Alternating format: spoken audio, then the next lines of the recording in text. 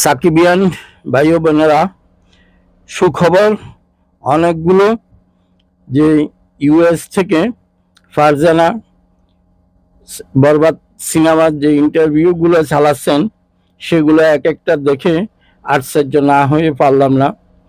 এক দর্শক 37 বছর পর সিনেমা হলে আসছেন বরবাদ দেখার জন্য, বাংলা সিনেমা। এর মধ্যে উনি আজ দেখেন নাই বললেন। আজকে আরেকটা ভিডিও দেখলাম, একজন ভাই হসপিটাল থেকে উনি চলে আসলেন সিনেমা দেখার জন্য, তাও আবার বরবাদ। বরবাদ সিনেমা এমনভাবে টানছে বাংলাদেশি দর্শকদেরকে, বাংলা ভাষাভাষীর দর্শকদেরকে সারা বিশ্বে। আপনারা দেখতে পাচ্ছেন, হয়তো আপনারা দেখছেন ফারজানার ইন্টারভিউতে ওনার হাতে যেই স্লাইন ইউজ করার ইয়েটা লাগানো আছে, আপনারা দেখছেন কি আশ্চর্য ধরনের ব্যাপার ঘটিয়ে দিল বরবাদ।